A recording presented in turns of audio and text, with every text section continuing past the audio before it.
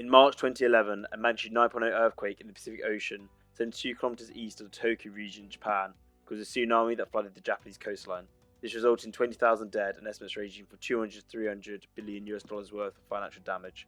However, one of the lasting impacts of the disaster has been the damage that was caused to the Fukushima Daiichi nuclear power station.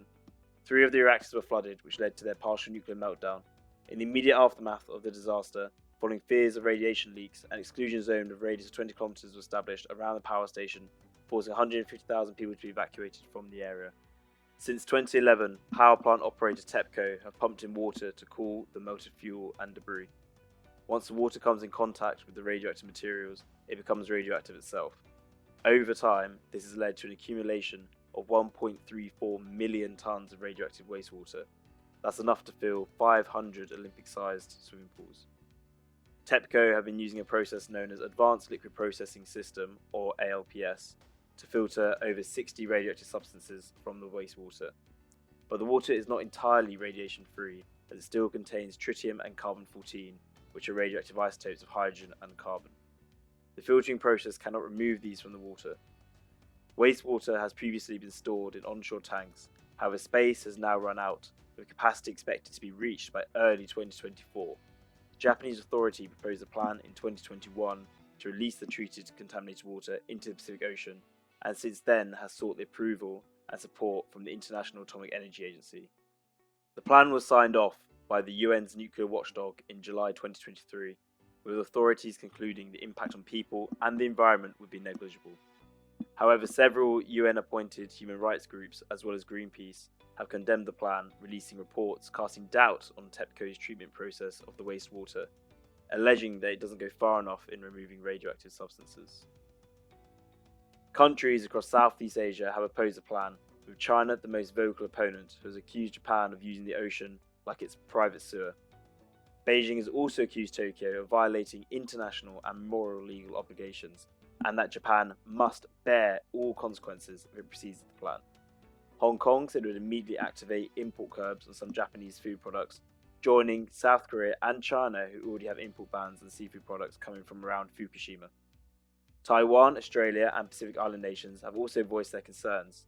The Secretary General of the Pacific Islands Forum has called for continued discussion and study before the water is released, but has also described the plan as another major nuclear contamination disaster.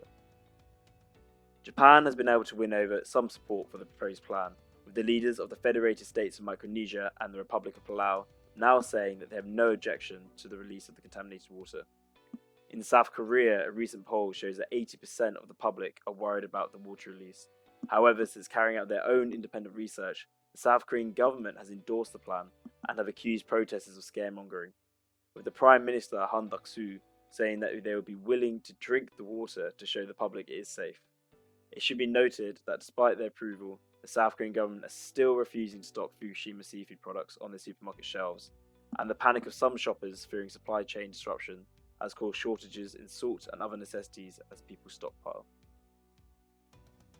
In July, the International Atomic Energy Agency, the IAEA, found Japan's plans to release treated water into the sea at Fukushima consistent with international safety standards, with experts saying the radioactive isotopes are not a danger unless consumed in large quantities.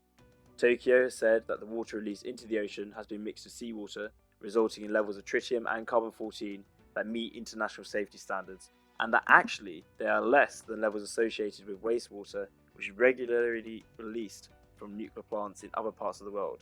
Specifically, the Japanese government identified several sites in China where wastewater discharged has higher tritium levels.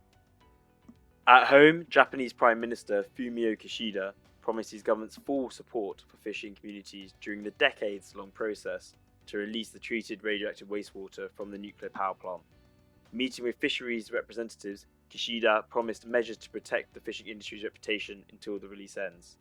Masanobu Sakamoto, head of the National Federation of Fisheries Cooperatives, reiterated his organization's opposition to the release. He said members of the fishing community have gained some confidence about the safety of the move, welcoming the government pledge for support, but that they still fear damage to their industry. At an international level, approving the wastewater release plan and disregarding its neighbours' concerns risks derailing the recent rapprochement between Japan and South Korea. whose relationship has long been tense for historical reasons. It could also undermine decades of effort that Japan has put into building its status as a trusted partner for the Pacific Island countries, as well as its desire to create a free and open Indo-Pacific.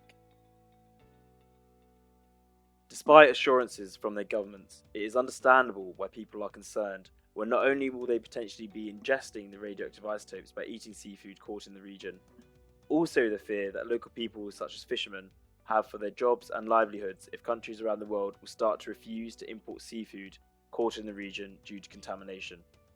Not only is this issue an environmental one for the region, but it is growing to be a political problem for Japan too, as they seek to pacify and balance its neighbours' concerns and opinions with the inescapable reality that as storage tanks at the site near capacity, the wastewater has to go somewhere and urgent action is required.